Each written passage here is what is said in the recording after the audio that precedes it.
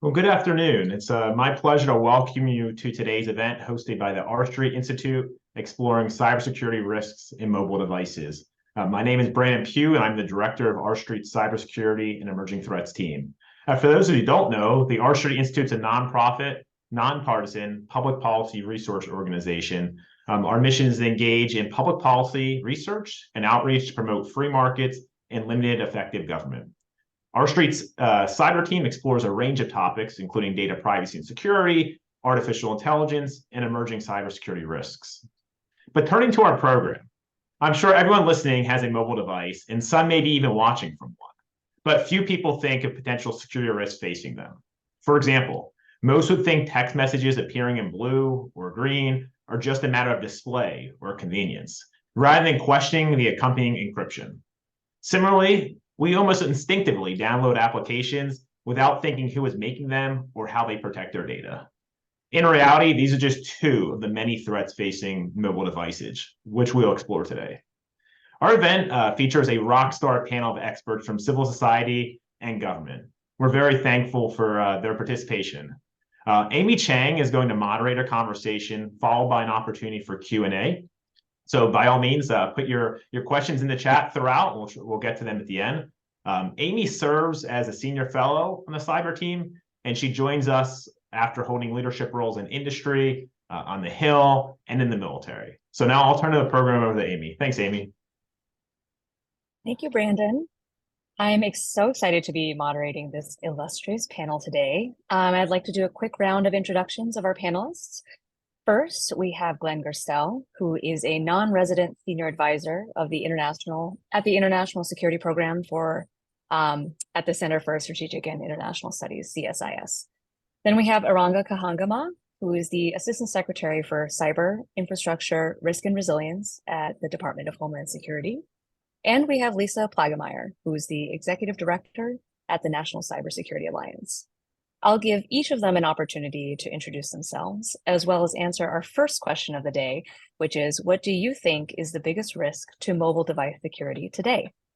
Glenn, let's start with you. Okay, well, thank you, Amy, number one, and thanks to the R Street Institute. And I can't say how happy I am to be here with Aranga and Lisa and you on this panel on what is obviously a very important topic. So just a 2-second introduction about me. As you said, I'm now at CSIS, a wonderful think tank also. And before that, I had served 5 years as the general counsel of the National Security Agency. And before that was a lawyer in private practice with a very strong focus on telecoms and technology. And Amy, maybe what I should do so we break it up is just let the others introduce, and then I'll come back if you want and answer your question. Is that okay? Or do you want me to answer that right now? Yeah, that's great. Okay, good. Well, I just don't want to bury everybody's introductions. For sure. Yes. Let's turn it to Aranga. Thanks. Good afternoon, everyone. Hope you're having a good afternoon. My name is Iranga Kahangama. Likewise, I just wanted to say thanks to R Street and to Amy and Brandon for having us for such an important event. I've been with the department since May of 2022. I serve as the Assistant Secretary for Cyber, Risk and Resilience, where I own the department's policymaking apparatus for all things related to cyber and critical infrastructure. Before this, I spent 3 years as the FBI's detailee to the National Security Council in the Cyber Directorate, as well as spending an otherwise 8-year career with FBI working cyber and technology matters. So it's a pleasure to be here with you all today. And so I can likewise hold my response to your question afterwards, if that works. All right, Lisa. Yeah, thanks for having me here today. Really privileged to be with these other panelists and with you here today. I'm Lisa Plagemeyer, Executive Director of the National Cybersecurity Alliance, as you said. We are best known for probably being the people behind Cybersecurity Awareness Month.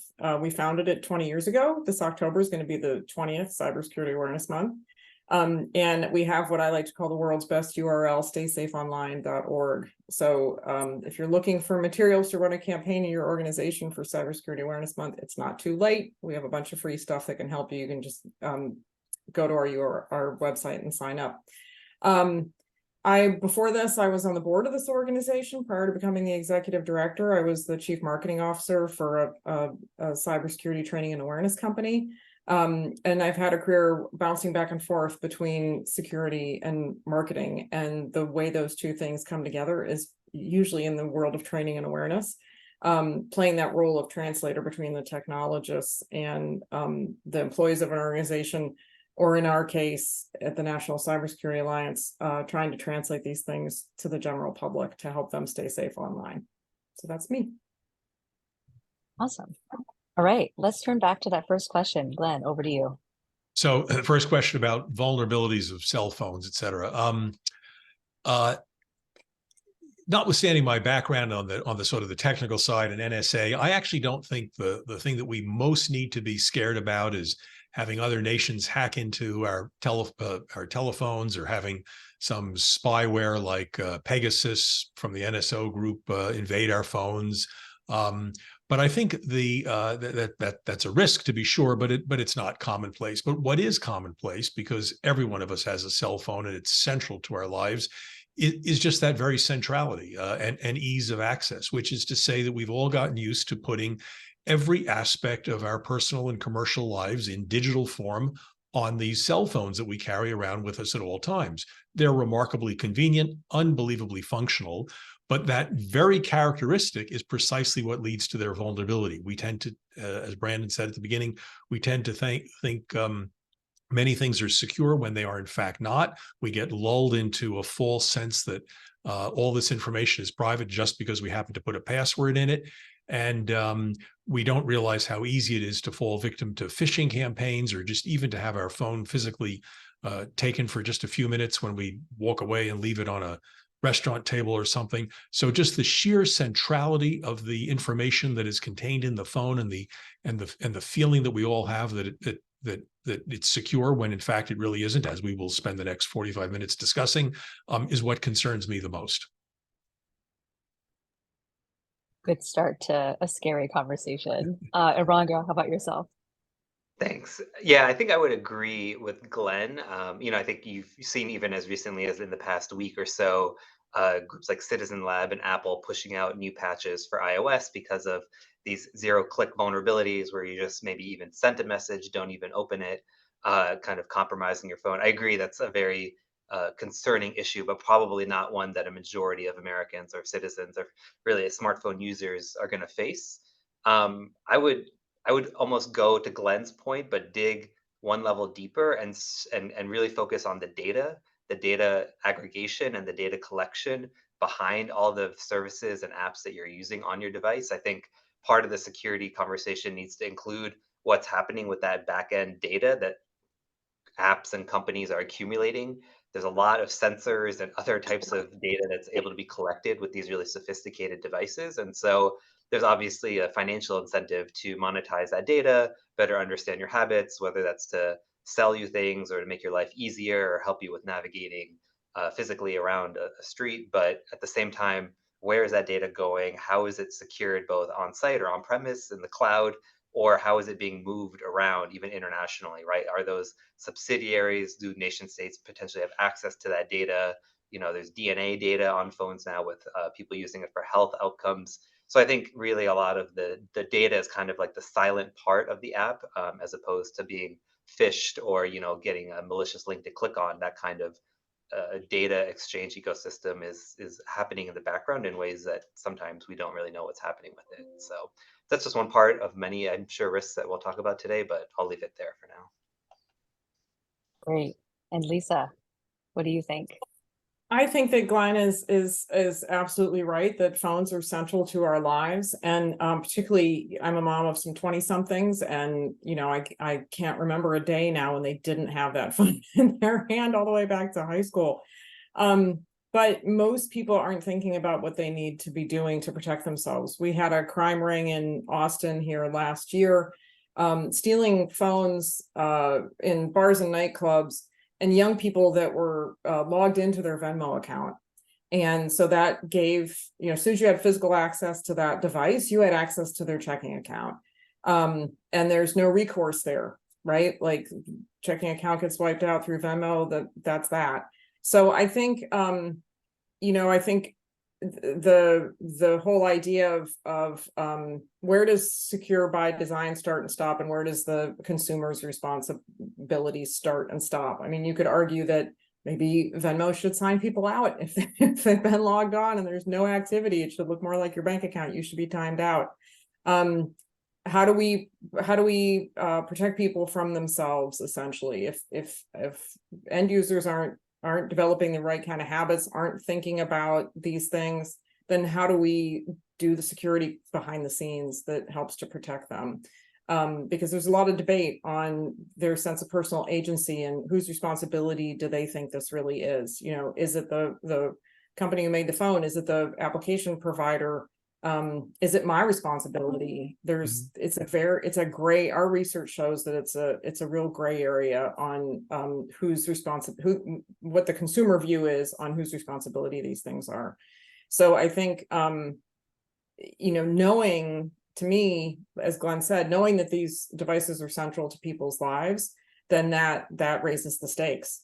That means we should be doing all we can to protect people from themselves, protect people from some of their bad habits that can lead to bad things happening. These are all great intro topics for the rest of the discussion. So I want to go back to the kind of the nuts and bolts of mobile devices and dig in a little bit more on text messaging and the surprising levels of insecurity that exists within this messaging protocol. So SMS, as some of you may or may not know, is the traditional form of text messaging that uses a cellular signal to send and receive messages. So Glenn, if you could give us a little bit of insight on how, when SMS is used on or between mobile devices, and a little bit of history of SMS and text messaging protocols. Sure. Well, there are supposedly over 11 billion cell phones that are connected in some way to a telephone system around the world. And that's obviously a lot more than the 8 billion people on the planet, because many people have 2 or 3 phones.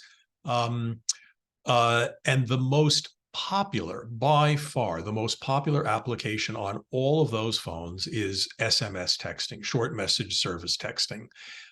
It's incredibly easy to use. And that accounts for its ubiquity and popularity, of course.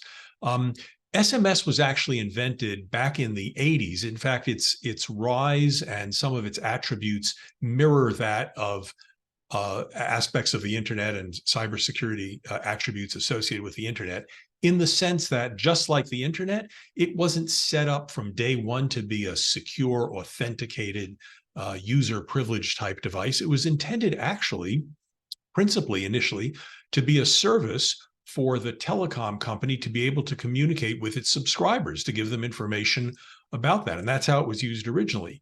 It was set up to be not particularly secure. It's not encrypted. It's not user authenticated, meaning you don't know for sure who exactly is sending the message.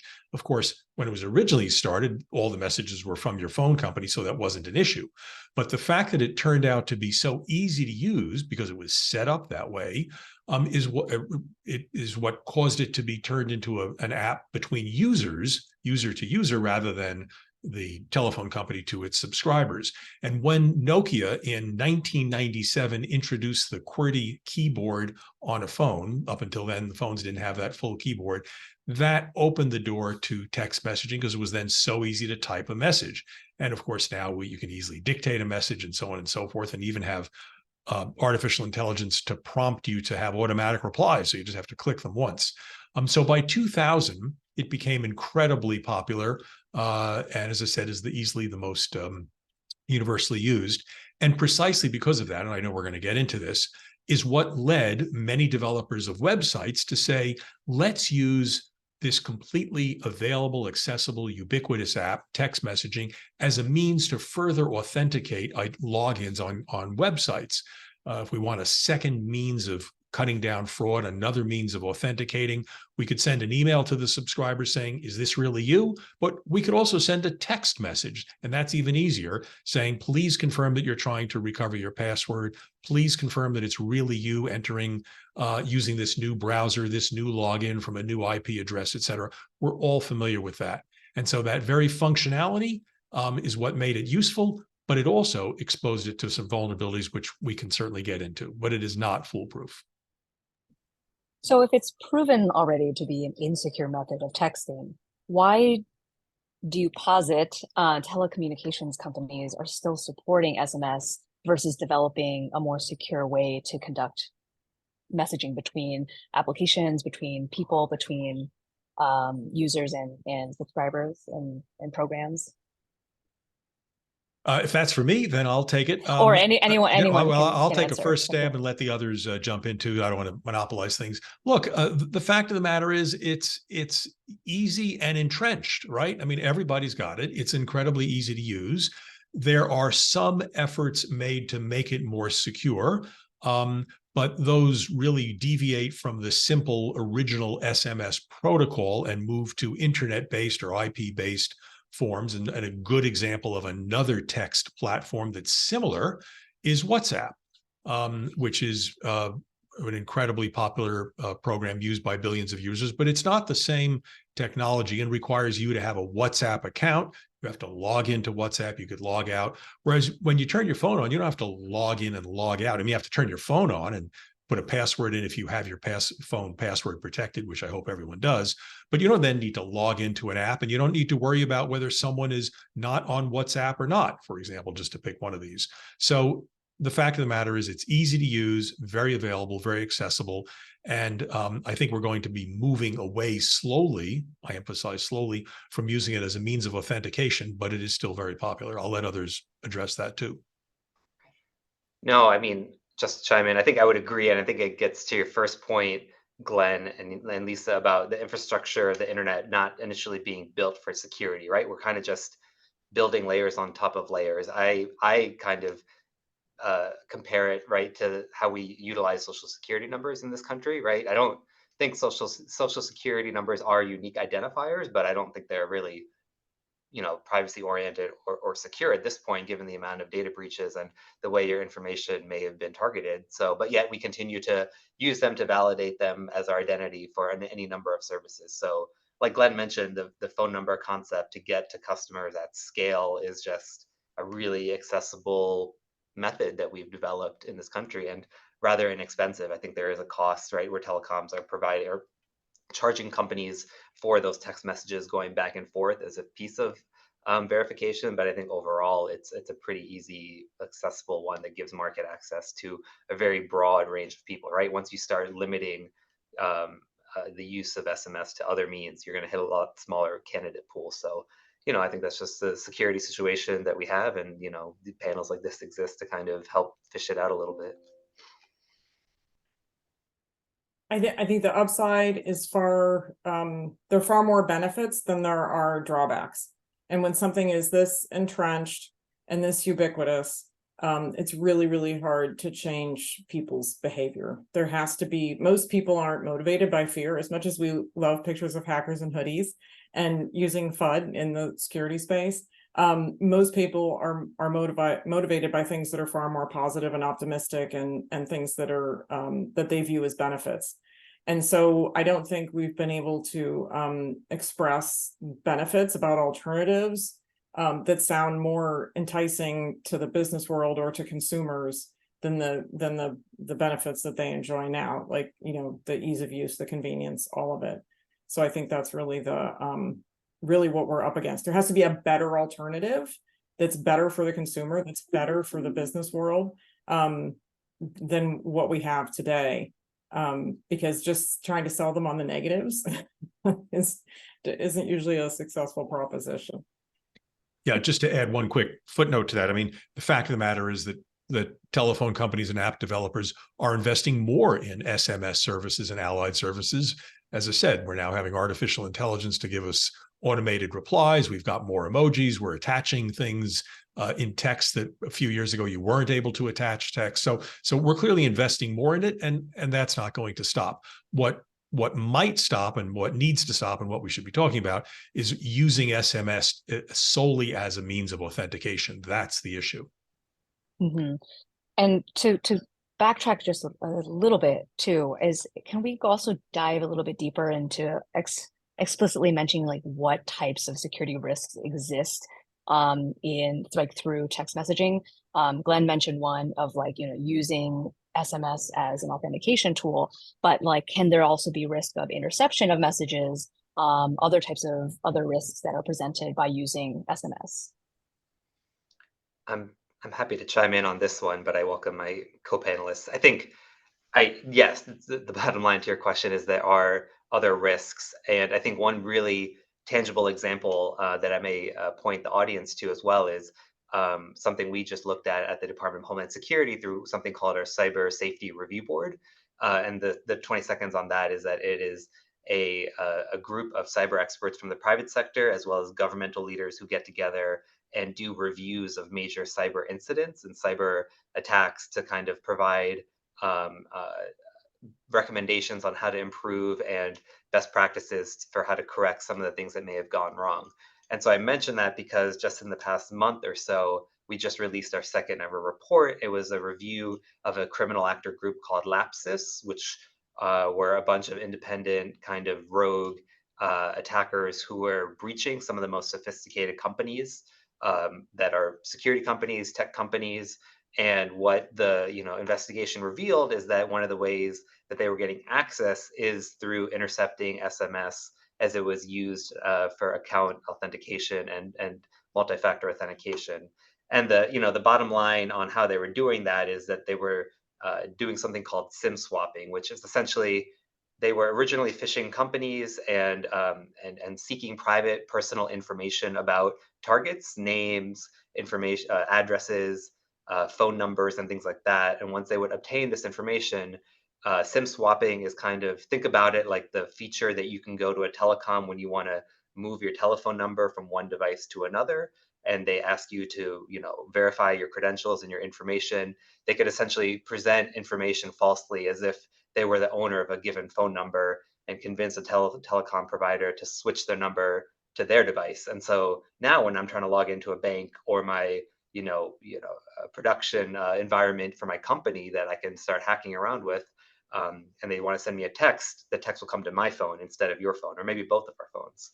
And so that is the interception point that they're using because of the SMS usage on MFA. So they were able to successfully leverage that to get in and then do even more negative impacts and financial damage from these companies. And I think that's a really good example of this very issue that we're talking about. So it's a pretty lengthy report, but I think it's a good one. It's on our website, but I think it's a good example of this very threat Amy is talking about. Do either of the other panelists have any other insights on types of threats that we can expect? Well, I'll just build on what he said. There's at our Convene event last week in DC, we had a presentation from Roger Grimes from KnowBe4 about phishable or hackable MFA. And a lot of us have heard of SIM swapping and some of the others, but he included things that I'd never heard of before, even as somebody working in the industry. So I know he's given that presentation over and over again, and it's probably on YouTube is my best guess. But yeah, I think we have to realize that we need to do a lot of consumer education there, because not all MFA. I mean, MFA is, it's a really nuanced message. We tell people to use MFA, and then we have to say, oh, but wait, there's a right and a wrong way to use it. If you didn't, if you didn't initiate the message, then you shouldn't respond to it. Things like that. So, yeah, as we know, there's no silver bullet, there's no one solution, and education always has to go hand in hand with whatever the solution is that we're recommending. Going off of that, could you also share some more of your research on consumer education and sentiment about mobile device security, specifically on multi-factor authentication? They seem to value convenience over security, right? And does that apply broadly to other features pertaining to mobile devices as well? So when it comes to MFA, about a third of people tell us they've never heard of it. This is from our OBehave report that we've done for the past couple of years, and we'll be releasing the next one in early October. And that, unfortunately, that number hasn't changed too much. If you look at the demographics, the breakdown is it's mostly baby boomers and the silent generation that aren't familiar with it. That coincidentally is also the demographic that, according to our data and FBI data, suffer the most financial losses from cybercrime. Younger people are more likely to be victimized, but older folks, when they're victimized, it's for much higher dollar amounts. And I think we've probably all gotten, like the Facebook DM from your dear aunt or other aging relative that really wasn't them because they didn't have MFA turned on their Facebook account or other social media. It's really critical for that generation. So if you're a caregiver of an aging member of society, or you've got loved ones, I think we've probably all sat down on a Zoom call or FaceTime with our relative, trying to walk them through how to set up MFA. It's not easy for that generation. We are having some discussions with MITRE about potentially doing some research in that area to get some folks in a lab and observe them and understand which types of MFA are easiest for them to use. And then how do we also educate them on how to ignore it when it's not you trying to authenticate. We also have research that shows that once people have enabled MFA, the numbers are in the 90-something% are still using it. So I know in a lot of our organizations, when we've tried to mandate it, and we have some very brave organizations. Salesforce, for example, has mandated it for all their customers. Salesforce is a ubiquitous tool for a lot of businesses. They've, had a lot of growth by acquisition, so it wasn't technically easy for them to implement across their environment, but they did it. It can be done even in a complex technical situation like that. And with so many customers and situations where in some cases your customers are using that application in front of their customer, so speed is of the essence. So it can be done. I think that's a fantastic example of a company taking a stand and saying, no, this is the right thing to do, and this is what we're going to do. And so they had a whole communications plan around that early resistance that you're going to get, that eye roll from the end user who's like, really, I got to do this now? I left my phone in my car. Like, I don't want to have to be bothered with this. If you can power through that, then the vast majority of people, it becomes habit really quickly, and they are highly unlikely to disable it once they've enabled it. So that's the good news. But we still have the problem of people using SMS as the two-factor authentication tool, right? And that seems to be the default or most convenient for a lot of people, from the young generations all the way up to the boomer and silent generations. Is that correct? Yeah, I mean, we do a lot of education on how to use, if you're using MFA and it's by text, then here's what you need to know. I'm a big fan of authenticator apps, push notifications to authenticator apps with facial recognition, because it is so quick and convenient, and we know people want ease of use and convenience. So to me, that's probably, on the scale of like, what's the most secure version of MFA and the easiest to use, that's probably my personal favorite and what we recommend. There's actually a website out there that names and shames. There's a crowdsourced website of a lot of security engineers on companies that don't offer MFA, companies that don't mandate it, and then companies that don't offer it at all. And believe it or not, there are financial services institutions on that list. We'd rather do the opposite, which is give kudos to the companies that have mandated it, like Salesforce did lately. But I do wish, that more companies, when they decide to mandate it or at least offer it, that they're offering more secure methods than SMS. Now, and are you? Oh, go ahead, Glenn. No, I was just going to say I think Lisa made absolutely terrific points, and interesting to hear the research there. But just to elaborate, Lisa mentioned some authenticator apps. So I think most of the audience knows that, but maybe not everyone, which is either a piece of software or an app itself that you load on your phone from either Google or Microsoft or others, which essentially takes away the ability to steal your password, because you have to have a extra connection through this specific app dedicated to that particular platform. It's a little cumbersome to set up because you need to set it up for the particular platform or app that you use, but it is on the scale relatively closer to foolproof once you have it, as opposed to SMS text.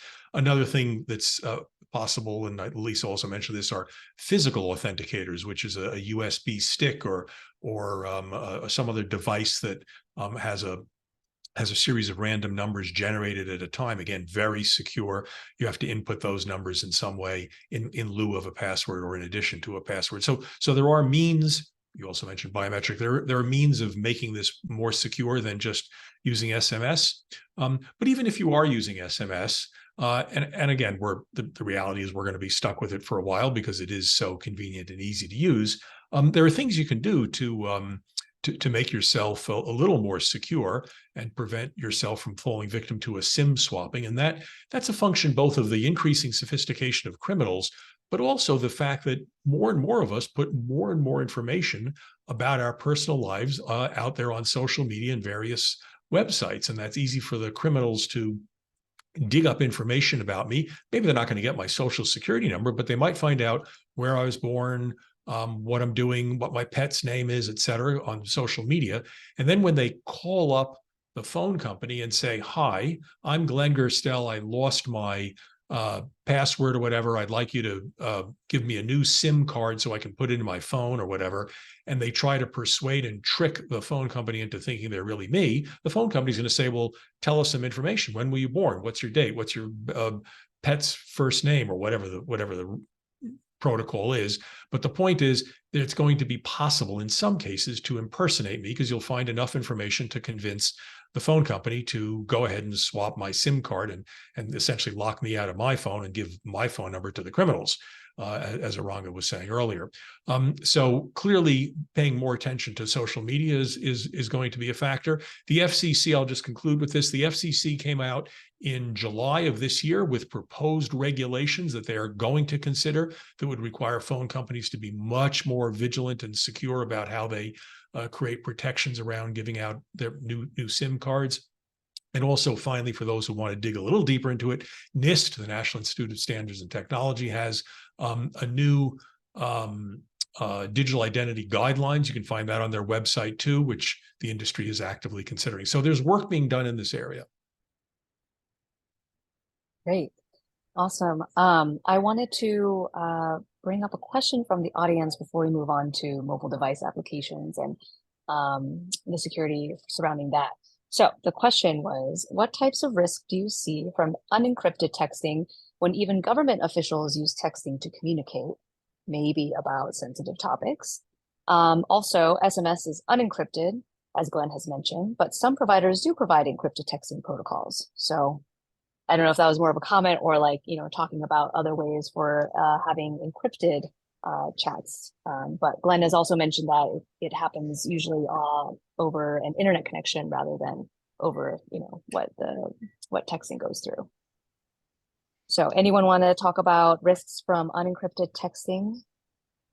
So I'm happy to chime in just because there was, as the government rep on the panel, I guess. I mean, look, I think broadly it's a concern, it's a threat, I think especially given certain agencies and departments that we know are, potentially more at risk for espionage because of the subject matter that they are covering, that foreign countries, that foreign adversaries may be interested in. I think, the ability to intercept messaging is not new, right? This is something that, signals intelligence agencies have been doing for a long time. But the fact remains that this can be a vulnerability, right? I think at the end of the day, there's also a convenience factor that senior policy officials and others need to communicate with others, right? Obviously, we try to restrict that. There are also, very specific types of record keeping requirements for transparency and accountability purposes. When I was at the White House, we don't have text messaging on our phone because I think it's the Presidential Records Act, right? Everything that White House employees needs to be properly retained. And so I think to avoid that, they just disabled it to avoid that kind of, communication happening officially. So we resorted to emails, and all of our emails were, automatically backed up and archived away when the term ends. So I think it continues to be an issue. I think it's probably an issue when you work with foreign partners as well. When you go abroad, lots of foreign governments are using WhatsApp or Signal, and they want, government agencies to use that. And so you have to resort to email, and there's all kinds of complex rules. I think that this needs to be part of the broader kind of IT cybersecurity ecosystem that each agency needs to consider. When I was at the White House again, we did EL 14028, which is improving the nation's cybersecurity, and we had very specific requirements around how data was stored and transmitted, all of which revolved around encryption, right? Because if your data in transit and in rest is encrypted, at least if it gets intercepted, at least it's, potentially not able to be, unscrambled and read, and they just get a bunch of encrypted data and traffic. Perhaps quantum computing in a decade will reverse that, but for the time being, I think we recognize it definitely as a threat vector in the government, and we've tried to take steps to mitigate against that. All right, one other quick question pertaining to text. So can we also talk about how to better secure the texting ecosystem? And specifically, what role could industry play in helping us move away from using SMS as the primary texting protocol?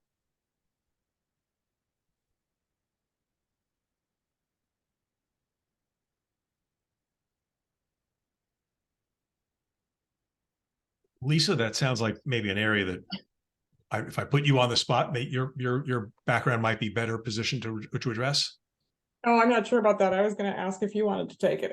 All right. Well, I'll add to whatever you say, but I doubt there'll be much. No, seriously, you should go first. I'm trying to think of other pieces of our research that touch on that, but I think I've mentioned it all already. I've given away all the goodies already. So I don't know. Well, yeah, just to follow up on that, I don't necessarily feel we need to do something about SMS itself. It is ubiquitous, incredibly useful, unbelievably user friendly, and so I'm not necessarily sure that it makes a lot of sense to invest in moving away completely from that. I suppose we all have these fantasies that if we could go back and completely change technology and get rid of the internet for 2 or 3 years and shut it down and build an entirely new user authenticated system, we could solve a lot of our problems. Might create others, but we'd solve a lot of problems. And we could sort of do the same thing in a fantasy world with SMS texting, but that's just unrealistic. We're not going to be getting rid of it. Indeed, as I said at the beginning, and others have commented, we're adding more to it and relying on it more. Where I do think industry has a role to play, and government as well, is in trying to ensure that we don't use SMS system texting as a means of authentication for anything that's really serious or significant. So if it's a bank account, your health records, your airline reservations, I think it's just a mistake to rely on that. It's just too easily spoofed and the subject to the infirmities that we've discussed about before. Is it realistic to think that we're all going to be carrying around an RSA token in our pockets, which generates a random number every few seconds? Probably not. But somewhere between those two extremes, there's probably a healthy medium to be designed. And as I said, I know lots of developers are working on this. So I think this might, if I had to predict, I think that over a few years from now, we'll be moving away from it as a means of authentication for very secure critical apps, and still be used where convenience is the hallmark. I completely agree with Glenn. I think it has to be, in order for us to move away from it, to convince the private sector and the consumer that we should be doing something else instead, the something else can't just be more secure. Right. It's got to be somehow even easier to use and even more convenient. And I don't know what that looks like. Right. Well, as again, this was set up to be super easy to use, right? That's right. So, and again, as we've all mentioned, there are other, if you really want security, there are other apps. Signal's a great one. Telegram also supports end-to-end encryption. WhatsApp supports end-to-end encryption. And by end-to-end, we mean that not even the service provider, not even WhatsApp or your telephone company, can see your text. So it's from one user to another, and nobody else can read or understand that. And frankly, they're almost impervious to being broken because they all use strong encryption. Yeah, until quantum is a thing, but that's a whole other webinar, I think. Yeah. All right, I want to move on to mobile device application security. I'm going to turn to Aranga first and ask if he could explain the concept of secure by design and secure by default. These are not really buzzwords, but they are floated around a lot lately, and how those concepts would apply in a mobile device development process. Sure, happy to.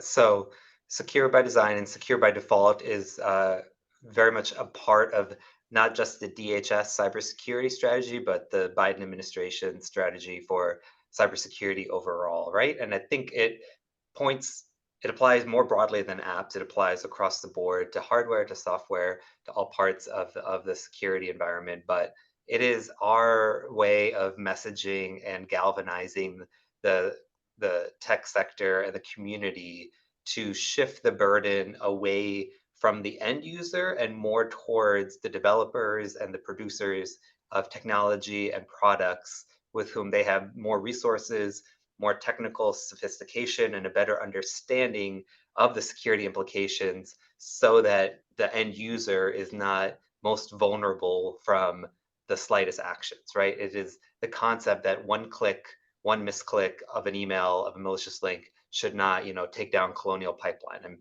being a little facetious here, but I think the concept is really shifting the burden to those that are creating the devices and building in that muscle memory, as we talked about. I think Lisa mentioned, minimizing the amount of decision making that the user has to make is really part of that. So, what does that entail and how does that work? It's a multi-pronged effort. It's one that we're doing with companies to revolve around, a number of principles in order to consider security when you're creating the device, right? It's the concept that this world we live in where we are first to market instead of first to security has resulted in a really unstable cybersecurity ecosystem. And so if we are racing to market to beat out your competitor, to get a product out, to get an app out, it may not have had the proper vetting and tools and utilized some of those standards and documents that Glenn had mentioned from NIST and others.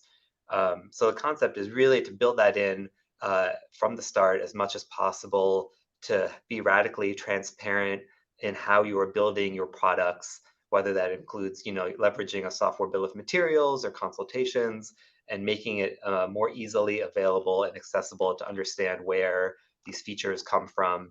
I think it requires a level of accountability in terms of a mindset from the app developer or the company that is responsible. And the more you take leadership roles from the top, from the corporate boards, from your investors, to know that you are the one accountable for the product and the subsequent security implications, is a really powerful way of making sure that you're doing all you can to make it secure from the start. It's working with companies to implement principles like a secure software lifecycle, to have the proper testing, to do quality assurance, to do really a bunch of things to really harden that thing that you're creating before it's shipped to consumers. And so we in the department and the government writ large have been trying to work with companies to provide more resources, to secure commitments, to have these types of principles imbued throughout software development life cycles, and really promote that as a feature, not a bug or a delay to market, so that you can really advertise the security of your feature as your competitive advantage. And then, so if we were to dig a little bit into, we have the development part, but from the existing marketplace, there is a startling amount of vulnerable applications. So what are some of the risks that are presented by insecure mobile apps?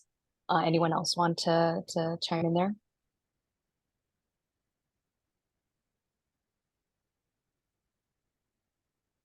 Well, those risks range from really every aspect of how those apps are used. I mean, if you have apps that are, I have on my phone, for example, some apps that control the thermostats in my home, just because it's convenient. Sometimes I'm away, and if I'm away for a couple of days, I'll turn the thermostats off. But if I'm coming home, I want to turn them on so that when I come back into the house, it's either not freezing cold or too hot. If someone were able to get into that app, they could do something that I wouldn't want. In this case, changing the temperature in my particular example isn't going to have too drastic a consequence. But you can imagine apps that would have such a consequence. And so it's really just a function of what a particular app has access to. Does it have access to your telemedicine? On my phone, I do not have a telemedicine app. I'm a little concerned about uploading all of information about my personal health, vaccines, blood type, so on and so forth. So I don't have that, but others do, and they find it convenient. Some people who have heart conditions want to be able to communicate. They're taking EKG from home and communicate it directly to their cardiologist. Incredibly helpful for remote telemedicine, right? But imagine the havoc that could be presented if either someone were to maliciously do something there and interfere with that, prevent it from being transmitted in the first place, or allow malicious or erroneous information to be transmitted. So the extent of the possible malice is limited only by a criminal's imagination, unfortunately, and we've seen many examples of that. So then to go back to what Iranga was talking about earlier, and I'm sorry, Iranga, I saw you unmuted. Did you want to contribute to this question? Okay. So, like shifting the burden of security from the consumers to the developers. Lisa, I wanted to ask, what is the consumer sentiment around who's responsible for security of these applications? To an extent, they should be knowledgeable about whether something has access to your home thermostat or to your medical information, and whether that is, if they have read-write capabilities and things like that, that could then be transferred, or how that data is used. So many different types of things. To what extent is that perfect balance between having the responsibility on the mobile app developers to the consumers in consideration of the application security ecosystem? Yeah, we ask people every year in our OBehave report, who is responsible? Who's responsible for protecting you, for your security, for protecting your information? And we are a country of individualists, and the most popular answer, in fact, 66% of people say, I'm ultimately responsible as a consumer, right? Culturally, that's who we are. We're individualists in our society. But the second most popular answer is 41% say it's the app developer or the platform that I'm on. And I think when you overlay that with who's most capable, then if you look at that through that lens, I don't think your average consumer is equipped with all the information and the tools and the understanding that they need to be able to protect themselves in some cases. I was reading a Brian Krebs article lately about some crypto scams, and you had a fairly technical person who was compromised through they hadn't updated a streaming app. There was a patch was issued 2 or 3 years ago, and this was a DevOps engineer who had an out-of-date version of that streaming app at home. And that eventually caused a compromise, because somebody was able to pivot from that streaming app to get the information they were looking for. So I think even somebody in that instance who's relatively technical, keeping up with it all. If you think about the number of, I don't know about you, but my phone is pretty full. The number of apps that we each have on our phone, and then just being able to keep up with updates. And understanding, how do we even inform consumers on what it is they should be looking for? There's the labeling effort with IoT devices. It's very complex for a consumer. So even though as a society, we're saying, I'm ultimately responsible for myself, do I really have all the ability and the information to protect myself in a way that I think I should be protected? That causes me to look at number 2 on that list, which was the app developer or the platform that I'm using, the SaaS application I'm using, whatever it is. Because I think if you've built something, you are much more capable of securing it than the end user. Yeah, I would echo what Iranga said earlier about secure by design. It's much, and we've heard the data, it's thrown around a lot. It's much cheaper and faster to remediate a vulnerability than it is to after something's been pushed to production to go back and try and fix it. I mean, it's an order of magnitude more difficult if you wait. And you know, it's the old Deming quote: you can't test quality into a product. We can't test or inspect quality into a product. We can't test security into a product. At the end of the day, it's got to happen upfront. Yeah, so like the White House had it in their national cybersecurity strategy. They had like two fundamental changes in the way that the government views cybersecurity. Number one, it shifts the liability and responsibility from end user to vendors and developers and platform operators as well. So I want to ask, like, first, how did we get here? And two, whether that would potentially lead to more regulation on companies and what that could potentially look like. So anyone want to chime in there? Go ahead, Arango. I can start, but feel free to chime in, Glenn. I think on your first point, Amy, about how we got here, I think the shift in where the burden is placed is important because of scale. I think we're at the point where, you know, we've invested in trying to, you know, modify the individual's behavior, but the problem has become so pervasive or widespread, or the vulnerability is that, you know, to have a solution that you can scale to a broader set of society, you kind of need to swim upstream, for lack of a better term. You need to go to the companies, the providers, the ISPs, you know, that are providing these services, to do some blocking and tackling that have really big downstream implications. And so these onesie twosie effects, I think they're important, but we're not going to kind of move the needle on security at scale. You know, it's kind of like when people start moving to the cloud, you're outsourcing your security, but you're outsourcing your security to, you know, a group of people that are probably generally well conversant in what security they need to deploy, and you can pay for that type of security as opposed to standing up a full server stack, you know, in your own institution. And so I think those are the type of scalable solutions that we need to see by shifting the burden to companies, given the kind of current state of play. Glenn, did you want to jump in? Or yeah, I mean, you covered it exactly. I would just go back, if maybe just add a little color on history, which is having looked a little bit for other reasons at the sort of history of technology. I mean, this is an extremely familiar pattern where industry creates a technology or some capability. There's little incentive for industry to assume the responsibility and liability for making sure it's used safely. And instead that burden by default falls on the end user. And that's true for anything from, and you can look back at history, from electricity to railroads to you name it. And of course, in some areas where there's a development where the risk is so obvious and with such dire consequences, government jumps in pretty quickly to address that. And a great example is pharmaceuticals, right? Nobody can introduce a new drug without the FDA approving it, and rightly so. But on the internet, if Microsoft issues some software that just happens to have bugs in it, and as a result of those bugs, your company's network gets infected and you lose 3 days of business, can you sue Microsoft for those 3 days of revenue? Nope, sorry.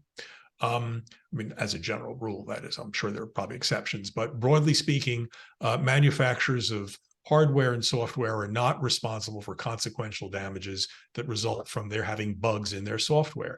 And as Amy said, and Iranga has just underscored here, the Biden administration has finally come around to what cybersecurity experts have been advocating for a number of years beforehand, and to their credit, implemented proposed the national cyber strategy, which does propose a shift in liability from the end user to the manufacturer, who, as we've all said, is in the best position. I think Lisa just said, is in a better position to deal with that.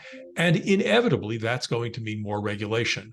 It's also going to mean more court cases, because we're going to have to figure out how society can hold manufacturers liable. We don't have a system for that yet. It's going to be a combination of judicial liability and court cases. So stay tuned over the next 10 years to see how that develops. Yeah, I think that's right. I think you've already seen a little bit of shift in that regulatory environment towards more, minimum standard type things. I would also point folks out to some limited but ongoing actions by the Department of Justice around the False Claims Act and how they are enforcing kind of the delta between how a company may, promote its security efforts and then the resulting compromise. I think DOJ has taken a bit of a more aggressive posture on that front as well on the civil side, not criminal. So I think that might have an impact. But yeah, I mean, I think coming out of Colonial Pipeline, for instance, I think it's a really core example that we at the department owned. We owned the emergency directives that were issued kind of in the aftermath that implements a couple of remediation or baseline cybersecurity measures on the pipeline industry, for example. And I think we had a couple of rounds of iteration with private sector around what those need to look like. I think we've gotten to a better place. But I think those are the types of regulatory approaches we're trying to look at for the government in select sectors in coordination with private sector to have kind of raise the baseline for all of us. I started my career in the automotive industry, and I like to say that we're still in the early days of the information age, and we're putting up with Pintos and Vegas a lot more than we should. If you look at what happened in that industry, you had advocacy, you had Ralph Nader, you had consumers getting kind of fed up. I mean, when I was a kid in the 70s, it was normal to see somebody broken down by the side of the road. That doesn't happen so much anymore. Consumers started demanding more quality and voting with their dollars, buying different vehicles that had higher quality and wouldn't leave them broken down by the side of the road. You had PSAs, you had the campaign, things like Who Could Learn a Lot from a Dummy, to try and encourage the crash test dummy campaign. If you're old like me and you remember that, where they used humor to talk about something that where you could have easily used fear, right? They're showing crash test dummies and they're talking about safety and wearing your seatbelt. And you had NHTSA, and you have institutions doing testing, crash testing, and those results getting published to consumers. In the insurance industry as well, pushing on that because they were, paying out a lot of claims to repair vehicles because they weren't as crash worthy as they are today. So you had a whole lot. It's a very complex problem, and it had a complex answer, right? And now the highway deaths are down. The vehicles we drive are a lot safer. They're also a lot more reliable. But it took a lot of different forces at play. And I think what Glenn described is he really nailed it. I think there's going to be have to be a lot of forces at play for us to make some changes. But I would love to see consumers be as focused on the quality of, and to me, security is just another measure of quality. A vulnerability, a bug is just that's another quality metric. So we do all we can to try and raise consumer awareness there, but I think that's got to be a big part of it. I know we're coming up on time, and I can't believe it because I feel like we've only started to scratch the surface. But I wanted Amy, we only need another 3 hours to solve this problem. All right, everyone, stay on. We're going to extend it. Drinks on our street. So I wanted to kind of do a wrap up, and I think we did a really great job of talking about the consumer perspectives, how industry has come in, as well as what the government is also doing to work hand in hand to improve mobile device security. Do you all have one last thing that you wanted to say to leave, like either a tip or something that you expect to happen in the future in the mobile device security ecosystem that you want to leave with your audience members today? Give a consumer tip. Using some MFA is better than not using any MFA at all. I think too often in the security world, we kind of scare people off from doing anything at all because we've said, well, yeah, SMS is good, or MFA is good, but be careful that SMS version, right? And then they do nothing at all. So I would say that doing something using MFA is better than not using it at all. Yeah, I guess if I had to, that's a great point. I think sometimes we forget that security is relative, and in a lot of situations, we're trying to go from nothing to something as opposed to something to ideal. But I think one thing that we didn't mention that is pretty relevant in my experience is use password manager. I think that's a really underutilized tool that we've tried to promote as well. I think there's a lot of them out there that are pretty good. They can generate very complex passwords and otherwise enhance your security environment in a way that you may otherwise get lazy about. So just a plug for those in addition to some of the other security stuff we talked about today. Hard for me to add much to that because I agree with everything that Lisa and Oranga just said. Look, this is a complex problem, as Lisa just alluded to a minute ago. There's no one silver bullet here. There's no one single solution. The good news is we know the problem. And this is not some medical mystery where we don't know how to solve it. We know how to solve this. It's just that it takes a great amount of effort working by all parties, the users, the software developers, network operators, governments, et cetera, to deal with a very complex problem. So it's no surprise that it's taken us this long to move toward a solution. We're on a path to a solution. It's going to be a complicated one.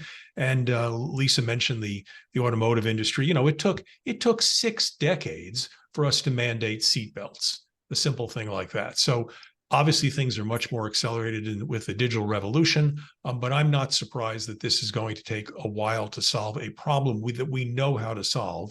And my guess is over the next 5 years, if the R Street Institute had a panel summoned in 5 years from now, that the picture would look a lot better. We'll bring you guys back on in 5 years. Okay. That's all the time we have left today. Thank you to our panelists and for R Street for hosting this virtual panel. And thanks to all of our audience members for tuning in today. Have a great rest of your day. Thank you for having us. Thank you.